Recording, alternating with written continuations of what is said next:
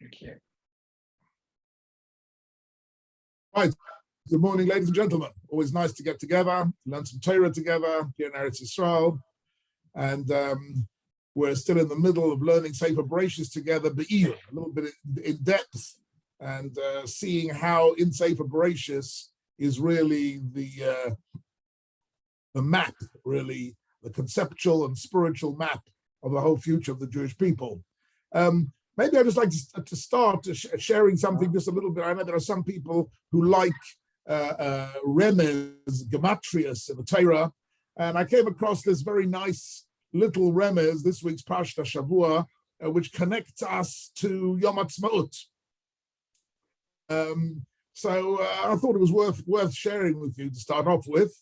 Yom Ha'atzmaut, a day that changed 1948, the declaration of the Medina Yehudit changed the course of Jewish history, and with all the criticisms or opinions or ideas one has about it, there's no question that it has been the greatest gift that HaKadosh Baruch Hu has given to our generation.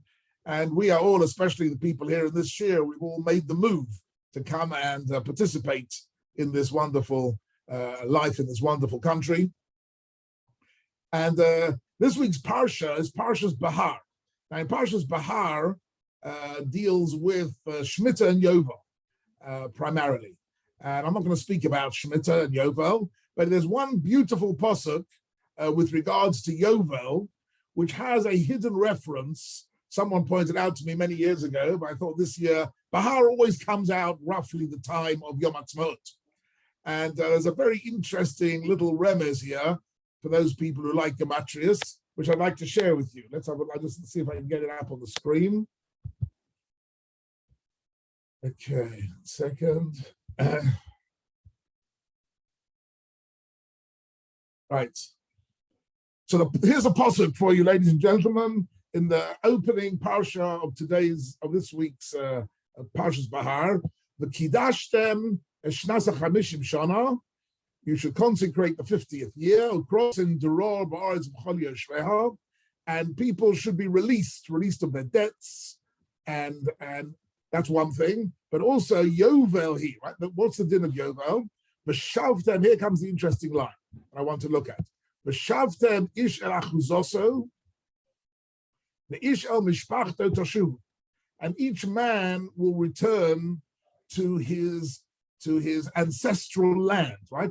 Just to remind you, in the time of the Tanakh, when Klal Yisrael went to live in Eretz Yisrael, Reuven, Shimon, Levi, Yehuda, they each had their own lands, and that land was really their source of wealth and source of livelihood, and 90% of people lived agriculturally. And if a person got into debt, the last thing he wanted to do was to sell his land, but if he had no choice, he would sell his land. And the Yovel here was the great equalizer. In other words, when the 50th year came round, all lands sort of the Yovel was a type of a financial reset button, right? To reset the financial system. Everyone was back to their land, all the debts were cancelled, and we started again from zero. And this was designed to make sure that there wasn't too much wealth accumulated by any one group of people, right? If you read the history of Europe in the Middle Ages, for example, there was always the top 3 or 4% of the population who were the landed gentry. They owned the properties around the whole country, right? The entire country was owned by about 2 or 3% of the whole population, and everybody else were in serfdom. They were serving, they were working on somebody else's land, and that created incredible inequalities of wealth and power. So the Yovel is designed that shouldn't happen. Okay, that's very nice. But have a look at the words on the screen that I've highlighted. V'shavtem ish el achuzoso, v'ish el mishpachto tashuv.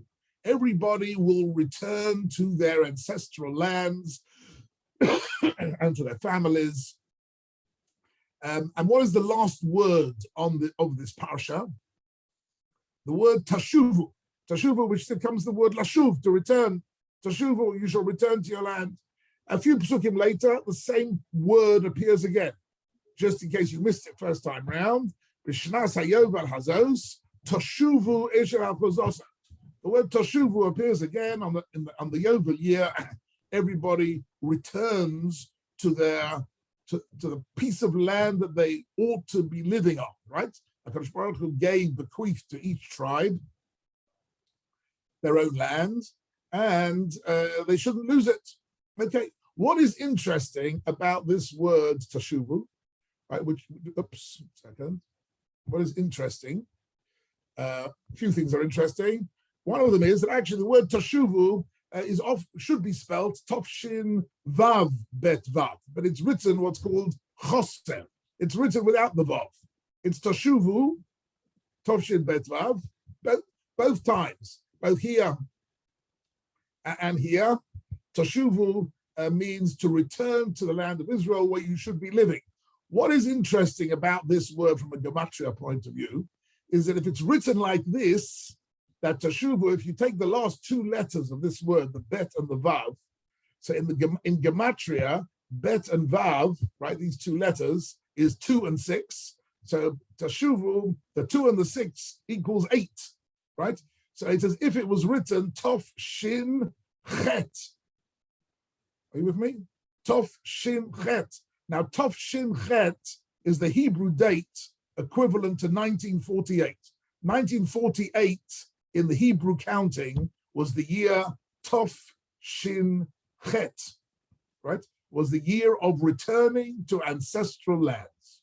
Tashuvu Isher Achuzoso, everybody will go back to their ancestral land. When? Tashuvu, you will return Tov Shin Chet. A little remez here. We don't know what is hidden, the messages that are hidden in the Torah underneath different layers of meaning. Of course, the pshat meaning is that is the Yovel, the halachas of the Yovel year, that everybody gets restored. Their land is restored to their ownership. In other words, you could never buy land in Israel freehold. It's always only a maximum 50-year lease. That's what the Yovel year means. But Toshuvu contains within it a hidden date of Tov Shin Chet. Right, so that is my opening Dvar Torah to you this morning, ladies and gentlemen. I hope you enjoy it as much as I did. I think it's a little tiny, and it's interesting that Bahar always comes around about the Yom HaTzmaut time of year, and the 5th of Iyar, on that remarkable day, which changed the course of Jewish history in so many ways. And even if one is critical of all sorts of different political entities and political decisions of one sort or another, there's no question that Toshuvu Isher Achuzoso, that Klal Yisrael were given by HaKadosh Baruch Hu, a green light, right, to return to our ancestral lands. So when you read Parshas Bahar and the Yovel year, what do you think, ladies and gentlemen? Is this a nice remez or what? What do you think? Does it get a thumbs up? What do you think? Phil, you like it? Absolutely. Yes? It's a nice little remez. What do you think? Very nice. Maria, I can see on the screen. Someone called Maria. Maria Ardov also likes it. Thank you. And Hadassah Fuchs likes it as well. Very nice. And Malcolm likes it. Yes, it's a remez. I'm not saying that this is pshat in the pasuk, you understand? But the way the Torah is written contains, as Chazal speak about, shivim ponim la Torah. That within every word of Torah, there are 70 different layers of meaning, right? The Torah is the Dvar Hashem, and HaKadosh Baruch Hu put into the Torah so many different messages and layers of meaning. For our generation, I think this word Toshuvu is a critical word, right? We say all the time before benching, Shir HaMalos, B'shuv Hashem es Shivas Tzia, Hoyinu Kechalvi. Right? The day will come when HaKadosh Baruch Hu will help Shivat Tzion, help us to return to Eretz Yisrael, and that's B'shuv Hashem. That's the Toshuvu of this week's parsha. B'shuv Hashem es Shivat Tzion. HaKadosh Baruch Hu will help us return, and please God, He'll help us also work it out, how to get a government that works, and how to get a society that works, and how to protect us from the wild animals that want to kill us. All these has to still be sorted out. we're only betchilat haderech, we're only just in the beginning.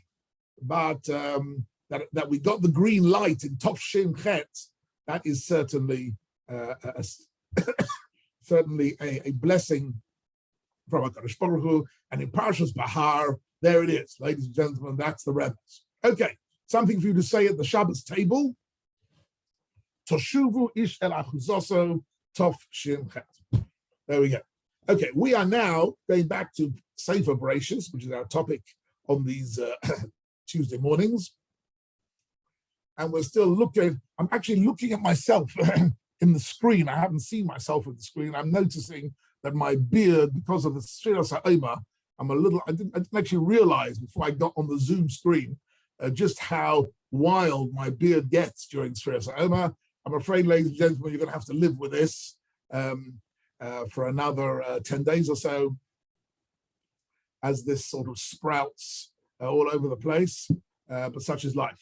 Phil doesn't mind. Phil's doesn't object.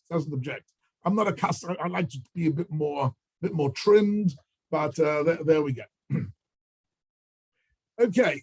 Well, what I mentioned to you, what we looked at last time was the first half of Parshas Lech Lecha, which dealt with the first covenant that Avram had with HaKadosh Baruch.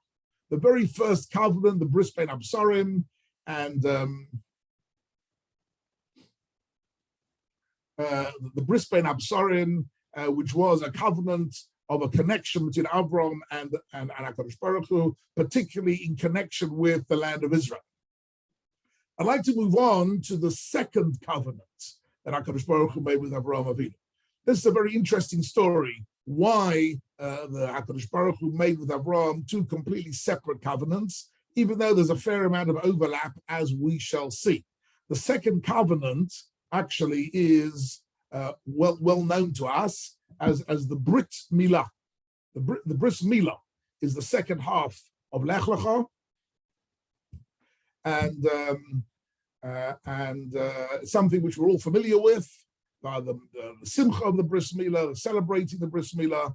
But actually, where does the Bris Milah come from, and what is its significance and how it works, is a very fascinating topic, which I'm going to be looking at this week, and please God next week as well, because this really, again, changed the course of the life of Avraham Avinu and of the Jewish people. I'd just like to say at the outset that we tend conversationally to use the word Brit Milah, right? But actually, the Brit and the Milah are two separate things. There is the Brit, which is a covenant between HaKadosh Baruch Hu and Avraham Avinu, and then there is the Milah. The Milah is the circumcision, and the Milah is the operation, if you like, the circumcision. But the Brit isn't the Milah, and the Milah isn't the Brit. The Milah is an os bris. The apostle calls it. It's simply a sign of the covenant. Are you following me? If you look, for example, at the covenant with Noach, so Noach was given a covenant by HaKadosh Baruch Hu that he wouldn't bring another flood. That was the covenant. And what was the os? The os was the rainbow. In other words, the rainbow wasn't the covenant. The rainbow was just a simon, was just a sort of a flag of that there was a covenant. That was the rainbow. So here as well, the milah itself, the circumcision, is a symbol of the bris, but the bris is not the circumcision. The bris is a eternal covenant, an eternal bond between HaKadosh Baruch Hu and the Jewish people. And in actual fact, if you're paying attention at a bris milah, which I hope some of you are, and if you're a bit close, either as the father or the sandek or as an observer, and you will notice that there are two brachas made in a bris milah. And what's interesting is that one of those brachas mentions the word milah and doesn't mention the word bris, and the other one mentions the word bris and doesn't mention the word milah. In other words, there are two separate brachas. The moel, right, the moel who does the circumcision, he's not making a covenant with God, he's doing a circumcision. So he just makes a bracha al ha-milah. He doesn't make a bracha on the covenant. The covenant is made by the father of the baby. He's entering into l'achniso b'vriso shel Avraham Avinu. And he doesn't speak about the circumcision because he's not doing the circumcision. So there are two different actions that are going on. They're two different people. The moil and the father of the baby are doing two different things. One's doing an operation, has to be medically trained to do the operation of the circumcision. And the other one is entering into a covenant with God. So one does the bris and one does the milah. Of course, they are connected. Obviously, the milah is an ois bris. And in fact, the words the moil says just before he does the circumcision is os bris kodesh. Right, to make it clear that he's doing the circumcision and not as a random medical procedure, but as an os bris. He's doing it l'shem mitzvah, right? But it's important to, when we're learning this chumash, to realize that the essence here is not the circumcision itself. The essence is the covenant. The essence is the link between HaKadosh Baruch Hu and Avraham Avinu, where the circumcision was the simon, was the sign, was the symbol of that covenant. Okay, I just wanted to make that point before we start. Let's have a look now at a few psukim, and there are some really fabulous psukim and topics here, which I'd like to share with you this morning. Let's see if we can get into this.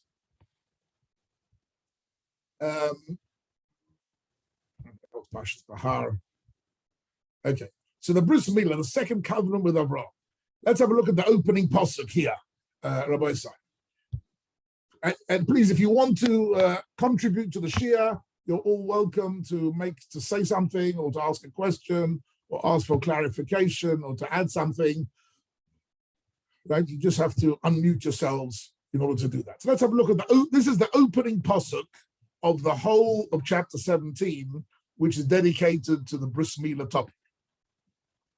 Vayehi Avram. So first notice, of course, that Avram is still going by his original name of Avram, Aleph Beis Reish Mem, without the Hey, right? He's not Avraham yet, he's simply Avram, right? And in actual fact, I just want to mention to you, it's an interesting fact, that we have the minhag to wait for the Bris Milah to give the baby boy his name. But actually, if you look in the Chumash, you will see very often that the pasuk says, "Vayoled ben vayikra shemai," that the names were given when they were born. There's no reason actually not to give the name earlier than the Bris Milah. But the minhag over the centuries, maybe even millennia, has been to wait for the Bris Milah. Why? Because at the Bris Milah, Avram gets his name changed. It's because Avram gets his new name, Avraham, at the Bris Milah, therefore we do the naming. But actually there is no intrinsic link between the bris and the naming. You can do the naming much earlier. Incidentally, just as a footnote, I can mention to you that my wife and I get a mazel tov, that we had 2 days ago a new granddaughter born to us, Baruch Hashem. Mazel tov. Thank you very much. Thank you very much. And Yirbu to all of you. Thank you very much. A new granddaughter born in Baltimore. My son Moshe Chaim, who lives in Yeshiva Lane. That's the name of the street. It's not a bad name for a street. A Yeshiva Lane is a road in the campus of the Ner Yisrael Baltimore Yeshiva, where all the staff of the yeshiva and the senior kollel people live. And that's where my son Moshe Chaim has been living for many years. And Baruch Hashem had a baby girl, number 5, born just a couple of days ago. So I was thinking if it would be a bris, I would consider maybe flying over. But in fact, it was a girl, and they named her immediately. They named her already yesterday morning in shul, named Bella Malka. So there's now a new little Bella Malka Kimche living in Baltimore, who has not yet even met her grandfather. That is a terrible thing. We've never even yet met her grandfather, and so that pleasure is still waiting for her at some point in the future. Anyhow, why do I mention all that? Because she was born on Shabbos and named on Monday. right? But with little boys, we wait until the bris milah because Avram became Avraham. That's the point. We'll come to that later on. Okay, let's go back to the pasuk that I've highlighted on the screen. He Avram ben Tishim Shana, the Teisha Shana. Okay, so Avram is 99 years old. Okay, if you remember, at the beginning of Lech Lecha, Avram Avinu comes into the land at the age of 75. Okay, so he arrives in Israel at the age of 75, and between 75 between 75 and 99, what is he doing? He's Vayikra b'Shem Hashem. That's what the pasuk says. He's traveling around the country and he's spreading the light. He's spreading the light. He is teaching his beliefs to all the pagans that he meets, and he develops around him a whole following of disciples. And Avram Avinu has basically got two mitzvahs to teach. He doesn't yet have Taryag mitzvahs, but he has two mitzvahs. One of them is emunah, belief in HaKadosh Baruch Hu, and the other one is chesed. Avram Avinu's life revolves around emunah and chesed. And that's what he's teaching from 75 till 99. And now in 99, the age of 99, HaKadosh Baruch Hu raises his level of Avodat Hashem by giving him his first real mitzvah, which is the bris milah. So let's look at this pasuk again. Vahi Avram ben Tishim Shana b'Teisha Shanim, Vayera Hashem el Avram, Vayomer elav, HaKadosh Baruch Hu appears to him in a prophecy, and he says to him, Ani El Shaddai. HaKadosh Baruch Hu uses this word El Shaddai, Aleph Lamed, Shin Daled Yud, which we'll speak about in a minute. And then he says to him an interesting phrase, his halech lefonai v'yei tomim. His halech lefonai v'yei tomim. So he translates it, walk in my ways and be pure. Be pure. Right? The phrase tomim appears later on in the Chumash, where the pasuk says, tomim tiyeh Hashem Elokecha, which is connected to all the prohibitions and restrictions to engage in sorcery and fortune-telling and black magic and communicating with the dead, over Yidoni, and all these things. After the Torah gives us all these prohibitions, it says, Tomim tiyeh Hashem Elokecha. So it's interesting, in modern Hebrew, actually, this word has been abused. I must be honest with you. In modern Hebrew, they use the word Tomim. It's not a compliment to say about somebody that he's Tamim.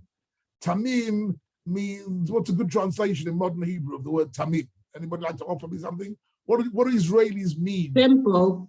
Simple, yes. Simple-minded. Simple-minded, naive. I think that's probably the best translation. Naive and simple-minded in English is not a compliment. It means you're not really understanding properly what's going on around you. You're just a simple-minded person. But actually, in classical Hebrew, the word tam and tamim means something extremely positive. It means something pure. It means something pure. If I remember once giving a share on this sort of topic to a group of students in England. I used to go every week up to Oxford University and give a share to some of the students there in Oxford. And so I spoke about Tamim and Tam and one thing and another. So a couple of guys put up their hand and said, I want to tell you something. We are mathematicians. And in the jargon of mathematicians, to say about a mathematical proof that it's simple is the biggest compliment you can give, right? To say that it's simple means it's clear, it's concise, it's accurate, and it's unquestionably true. That's what simple means. So it's interesting. The word simple on the one hand means naive and uneducated. On the other hand, the mathematicians use the word simple. Their understanding of the word simple is a bit closer to the Torah understanding of the word tamim. Tamim means undeniably true and clear and without unquestionably true, and simple and clear and true. That's what tamim actually means, right? Anyhow, so that's an important point here in the opening pasuk of the Bris Milah. His halech lefonai v'yei tamim. So what is his halech lefonai mean? I'd like to focus on this just for a minute. His halech lefonai. Anybody have any offers on his halech lefonai? So what I want to show you is a contrast with Noach, the opening pasuk of Noach, right? This is the opening pasuk of Parshas Noach. So we're not learning Noach now, but the opening pasuk reads, Eile told us Noach, right? Noach ish tzaddik, tobi b'hoye b'dorosav, and here it also uses the word hitalech. Hitalech means to walk alongside of God, but here it says es ho'elokim is halech Noach, whereas with Avram it says his halech lefanai. Can you see that? So it's a subtle difference which Rashi picks up immediately at the beginning of Parshas Noach. Rashi picks up this distinction. Rashi says es ho'elokim is halech Noach. Says Rashi, can you see on the screen? Uba Avram hu omer is halech lefanai, right? Asher is halachti lefanov, right? That is walking not with God, but walking in front of God. Very interesting distinction here. So Rashi uses this language. Noach hayatzorich sa'ad l'tomcha. Noach needed, what does sa'ad mean? Sa'ad l'tomcha. Assistance. Say? Support or assistance. Yes, support. He needed support to hold him up. In other words, Noach's emunah and Noach's dedication was indeed pure, right? He's called a tzaddik tomim, but it wasn't strong enough. He needed God to walk with him, to support him. But Avraham Avinu, says Rashi, hoye mischazek u'mahalech b'tzidko me'elo, that Avraham Avinu had a much deeper and stronger emunah than Noach did. And what's very interesting that Rashi has a theme on this. It's not an original source of Rashi. Rashi is citing the Midrashim. The Midrash makes a whole theme out of contrasting Noach to Avraham, right? Because on the one hand, Noach is a tzaddik tomim, right? Noach is a great man, right? Sorry. The Pasuk says about Noach. So let me ask you a question. If Noach was such a great ma'amin and a great tzaddik, why does Jewish history begin with Avraham? Why doesn't Jewish history begin with Noach? Right? It's not because Noach had children who went off the derech. Avraham also had children who went off the derech, right? So why do we start with Avraham and not with Noach? He himself went off the derech. Okay, thank you, Philip. You're absolutely right. Philip has done his homework on Parshas Noach, and you're quite right. At the end of Noach's story, whereas Avraham Avinu's life is an ascending life of the Asara Nisyonos, the 10 tests of Avraham Avinu get increasingly more difficult, up to the last one of the Akedah, and in all of them he is completely committed. With Noach, he actually has a dip. But here there is another point being mentioned, and that is brought here by the Sifsei Chachamim and other Perushim, that Esor Lakim is Halech Noach means Noach lived completely with HaKadosh Baruch Hu. There's no questioning the idea that Noach was completely dedicated to God and to his emunah with HaKadosh Baruch Hu, and he wasn't sidetracked by anything. But he wasn't able to take that emunah and his halech lefonai, meaning, says the Sifsei Chachamim, meaning to go out there into the world and teach other people. He wasn't able to influence other people. But actually, Avraham Avinu, Jewish history starts with Avraham Avinu, says Chazal, because Avraham is not only the first, he's not the first ma'amim Adam was a Ma'amin, and Chanech was a Ma'amin, and Noach was a Ma'amin. There were lots of Ma'aminim, and Shem was a Ma'amin. All these people were great Ma'aminim. They were all great believers, but they weren't great teachers. Avram Avinu is his halech lefonai ve'etamim.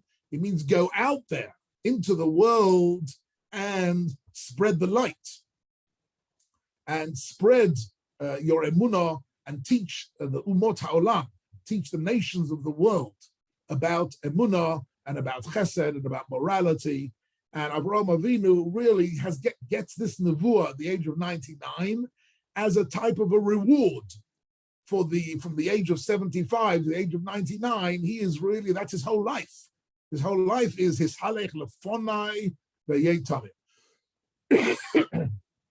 That his emunah is tamim, his emunah is simple and perfect and unshaking. Even though he's his halech lefonai, he goes out in front, so to speak, metaphorically, in front of God, meaning he is a trailblazer to teach the emunah to other people. This is the Gemara in Avodah Zarah says, for example, that as soon as Abraham starts teaching emunah in the world, that happened in the year 2000. That's what the Gemara says in Avodah Zarah, Daf Zayin. In the year 2000, right, starting from Bereshis bara Elokim, but that's not entirely true. Starting from the moment that Adam and Chava were created. Our counting of years doesn't start from Bereshis bara, it starts from Yom HaShishi, from the day 6 on which Adam and Chava were created. And from that day until the time Avraham Avinu starts teaching Torah is 2,000 years, and that changed the world.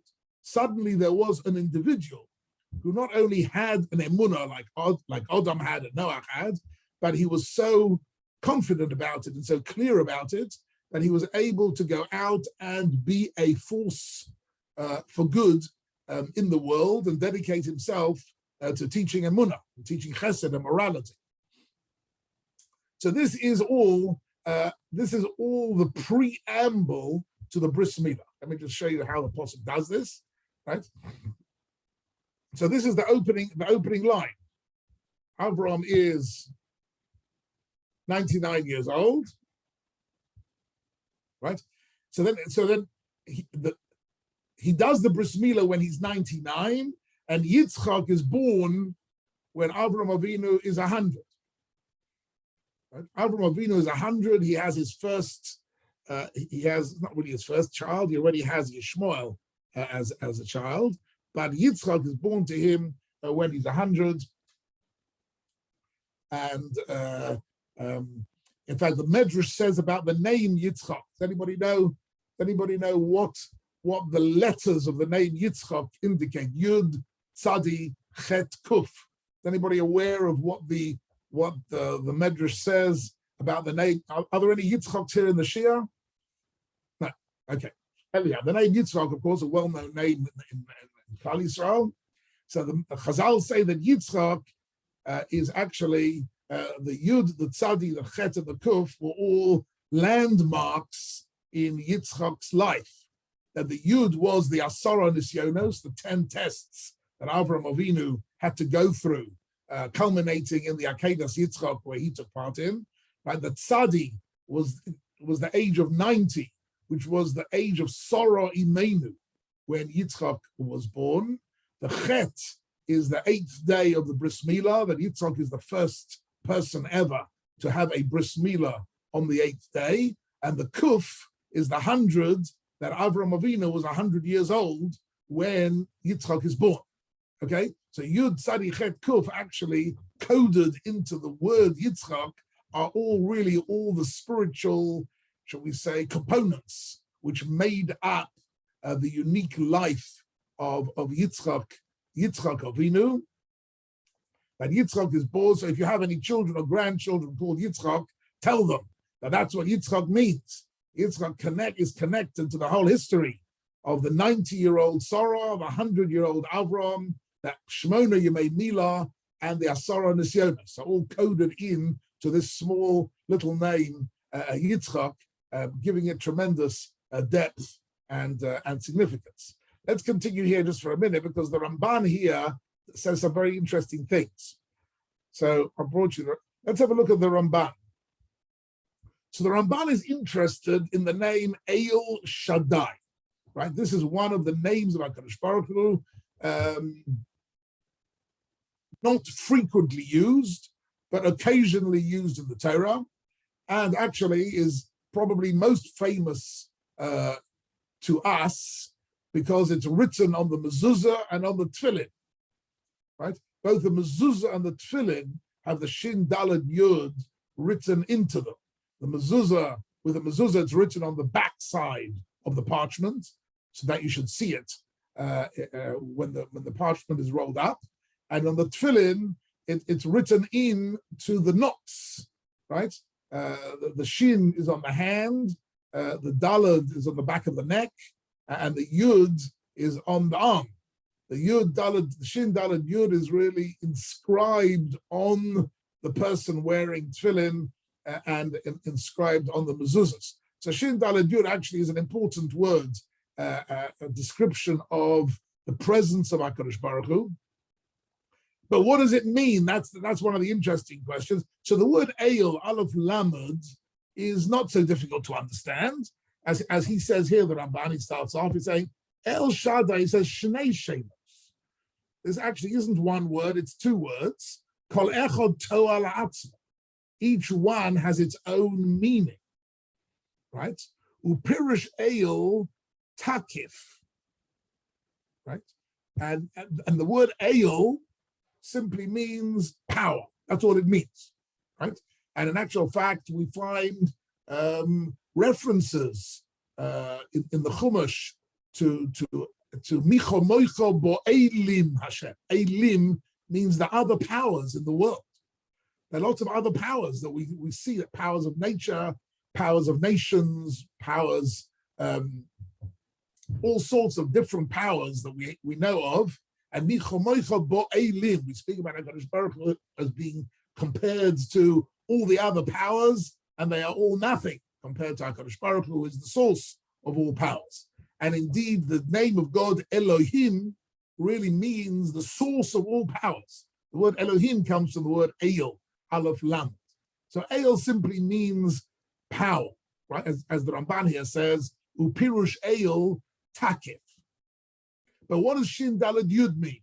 So I've actually edited this Ramban a little bit because he's got a long piece on it, but it's very fascinating. And here he says, U'b'sefer Moreh Nevuchim. Can you see this? He quotes now Sefer Moreh Nevuchim, Pirush HaRav. Who is the Rav in the Moreh Nevuchim? Who is that? Who is he referring to? Rambam. The Rambam, yes. So here's an interesting thing, just by the way, because often you read the Ramban ala Torah and he takes issue and he argues with the Rambam, sometimes very, very forcefully, right? Because the Rambam was coming from a rational point of view more, and the Ramban was coming from a more mystical point of view. But what's interesting is that even though the Ramban takes issue with the Rambam often, he often refers to him as Horav. He refers to him, look here, he says, a Sefer Moreh Nevuchim, in his book, the Moreh Nevuchim, Pirush Horav, right? Horav here means the Rambam. The author of the Moreh Nevuchim, he wrote, Kaloma. What does Shin Daled Yud mean? It means She'eino tzorich b'metzius ma shenimtza.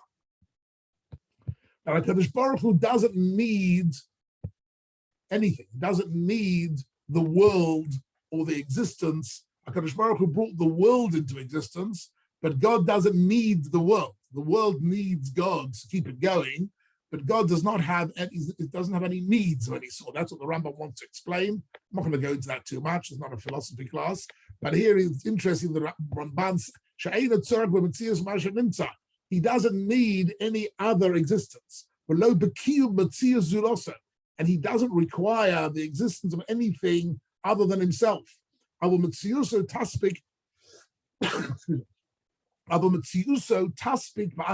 His own existence is completely self-contained.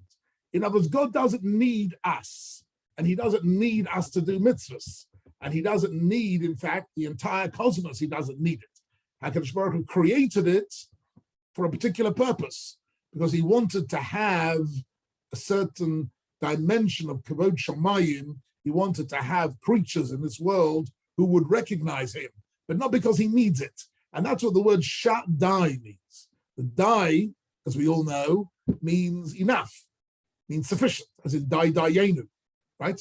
Dayenu means it's sufficient, it's enough.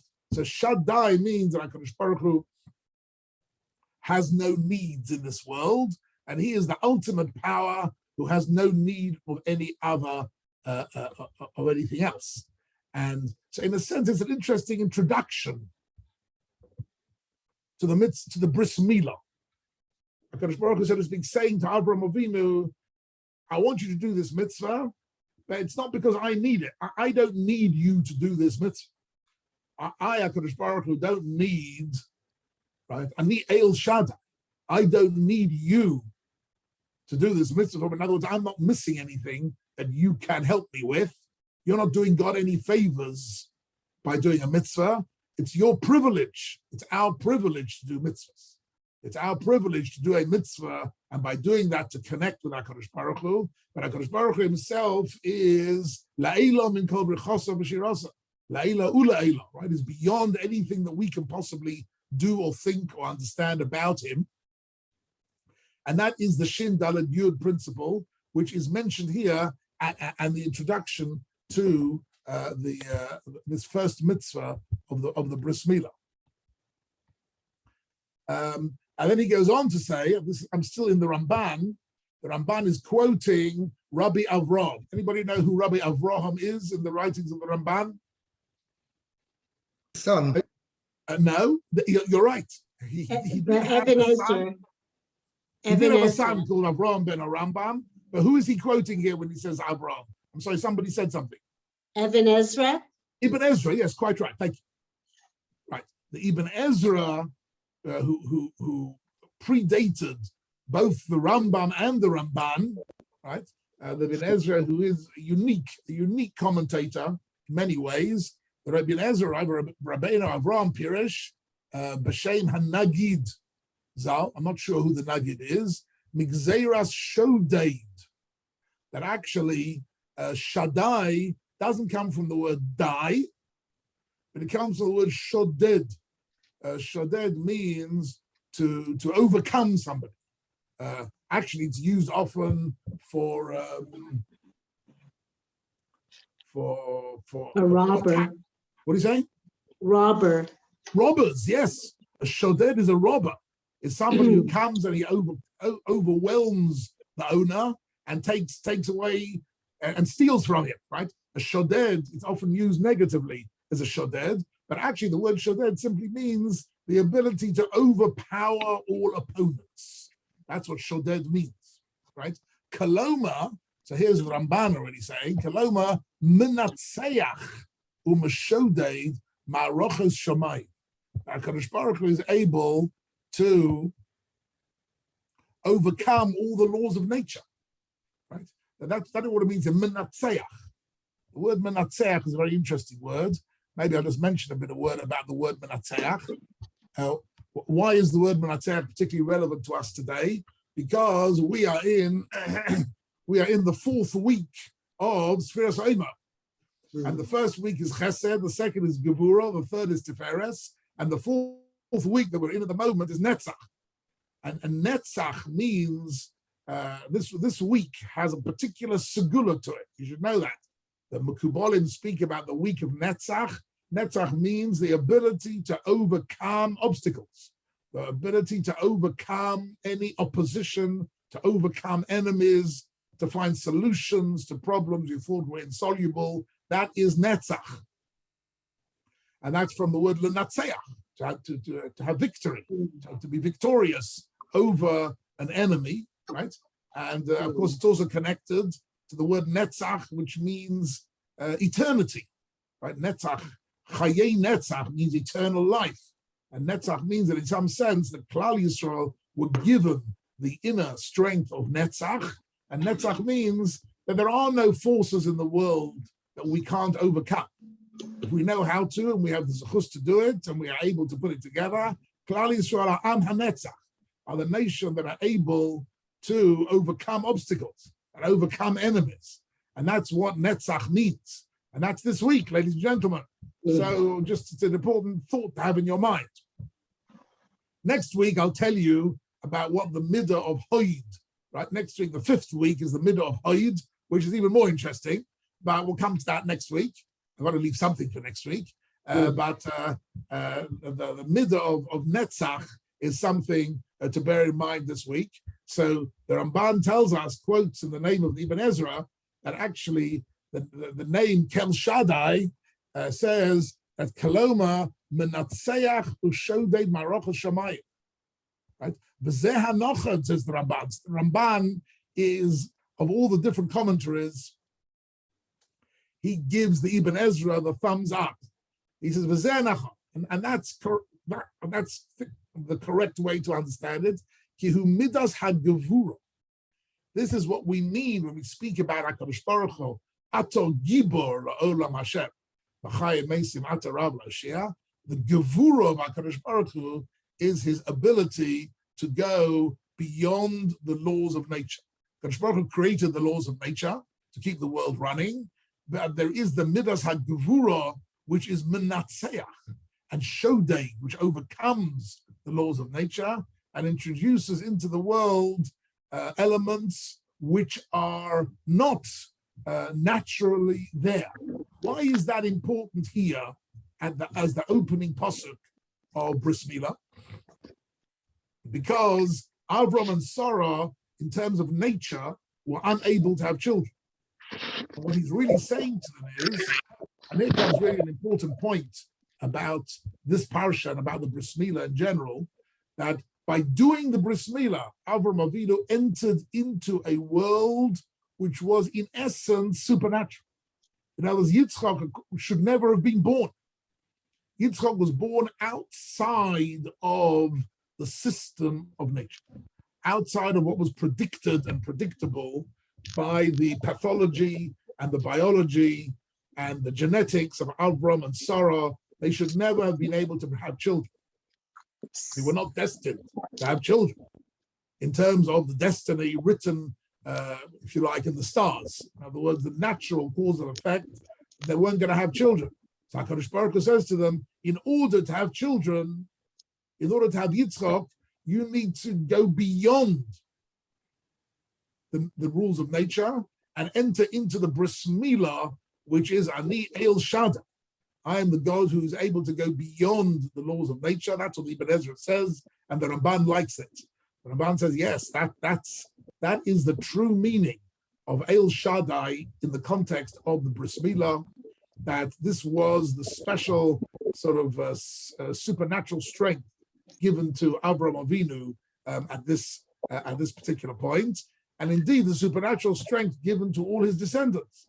In other words, if Yitzchak was never supposed to come into this world, then all the descendants of Yitzchak are not included in the Ma'areches. Incidentally, the whole subject of astrology, I think we've touched on it once or twice before. There are people who believe in astrology and things that are written in the stars. In the ancient world, they believed that the stars somehow represented everything was predestined by what was written in the stars, which was destined in the world, and we didn't have any free choice. In the modern scientific world, we don't anymore believe in astrology, but we have our own form of apicorsis, which is built into science. That science believes that everything is predestined in your genetics and in your biology and in your history and in your body chemistry, and that actually, modern scientists, many of them will tell you that any idea of freedom of choice or anything like that is all an illusion, because it's all predestined. Everything is predestined. It's all written into your genes and written into your biology. And I don't know if you've read any of these books. If you haven't, don't bother. But there are lots of books around written by modern scientists, scientific person who want to convince us that that the human being is actually nothing but a sort of a machine living out a life which was pre-programmed genetically and biology from the day they were born. And that is that's a great contribution of many secular scientists to human life. In actual fact, the Torah tells Avraham Avinu, "Ani El Shaddai, Yishalech Lefonai V'Yetomim." In actual fact, there is a world beyond what is predestined, beyond nature, and that is the world connecting you to HaKadosh Baruch Hu and through mitzvahs. And the Bris Milah is the ultimate symbol of that connection. That is the El Shaddai. That's how the Ramban learns the Ibn Ezra's Pshat here. So he goes on to say, I'm just looking at a few words in the Ramban. Everybody with me? Why does he mention it now? Because the name El Shaddai is the name of HaKadosh Baruch Hu, through which HaKadosh Baruch Hu makes what the Ramban calls Nisim Nistorim. I'm not going to read through this whole Ramban. The Ramban has got a whole thesis where he contrasts hidden miracles to the public miracles. In other words, the public miracles were the one made by Moshe Rabbeinu, right? Splitting the sea and bringing down the Mon and a supernatural life. But actually, most of world history, including our world history, are Nisim Nistorim, are hidden miracles. And as I mentioned to you last week, in my mind, there's no question at all that the creation of Medinat Yisrael was a miracle orchestrated by HaKadosh Baruch Hu, which could never have happened, and you couldn't make it up. You couldn't write about it. It's beyond even fiction.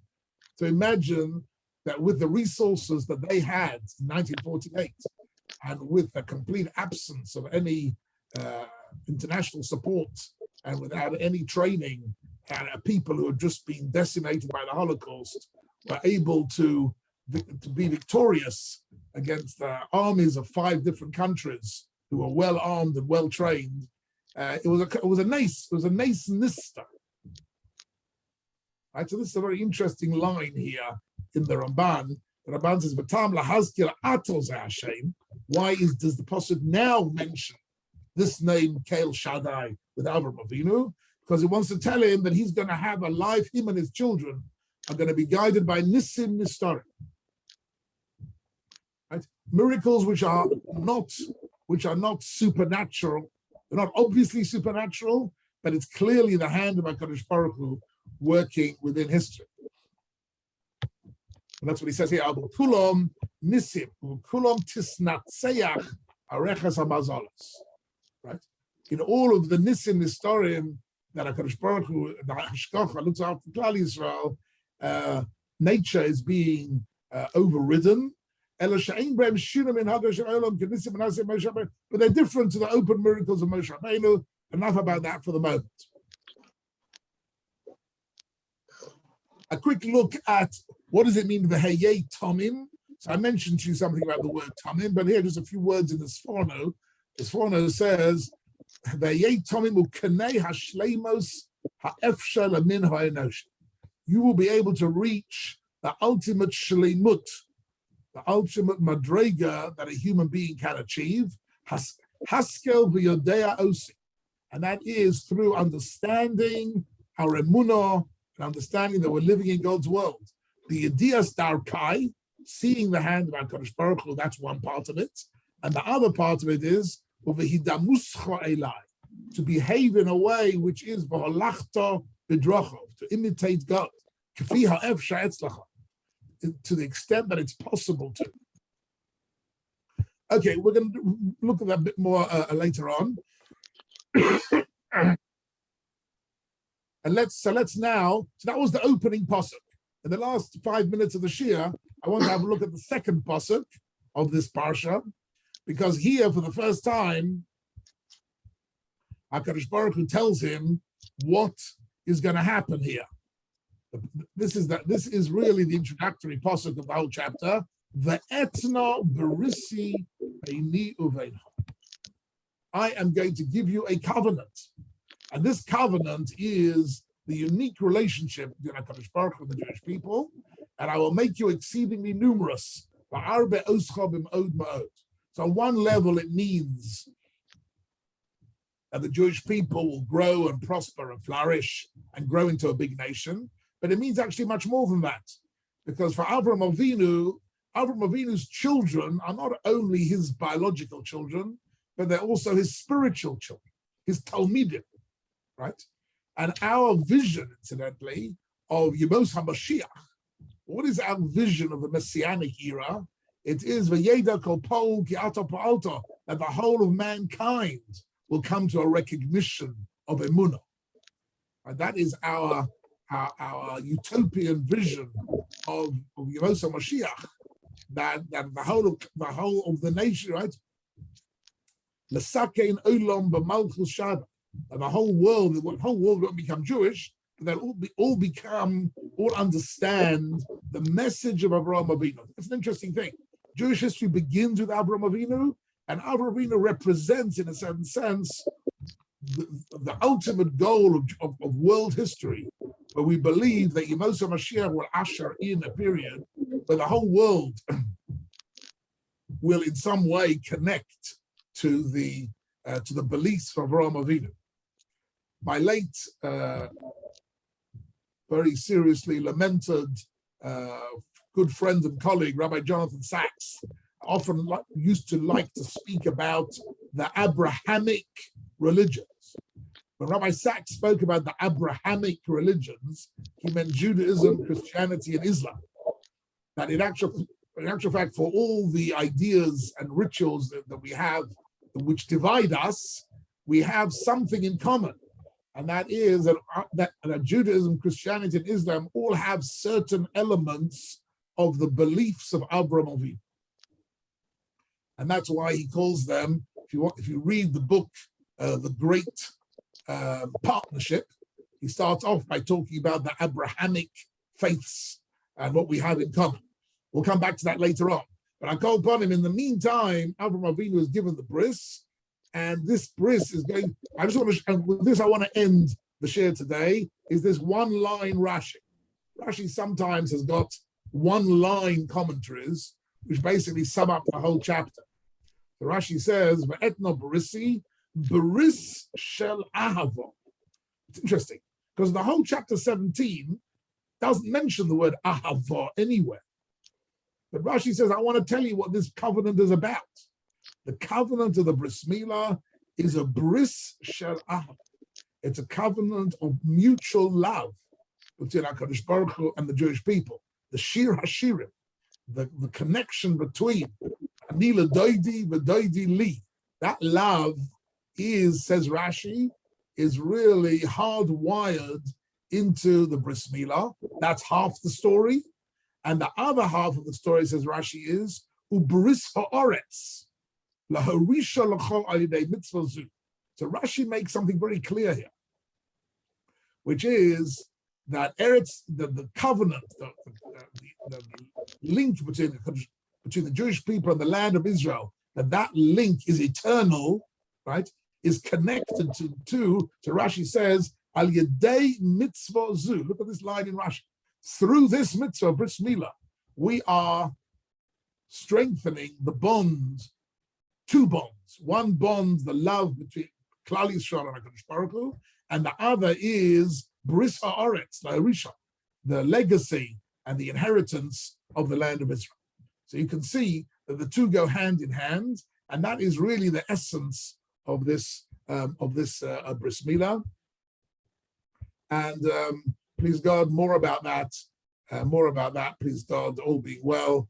Next week, when we'll be in the week of Hod. But this week, we're in the week of Netzach, and everybody should feel a bit empowered in the week of Netzach. that we're able to overcome obstacles, overcome problems, and that's a special segula in this fourth week of Sfiras Omer. That's it, ladies and gentlemen. Lovely to see you all. I hope you've enjoyed this entry into the parasha of Bris Milah. Question? Yes. You said at the beginning that the Jewish calendar starts with Yom HaShishi, which I think is a very interesting concept. And I wondered if that is generally accepted. Certainly was not by my rabbi in Zurich. Okay. I'm not actually responsible for your rabbi in Zurich, whoever he was. I'm sure he's a wonderful man.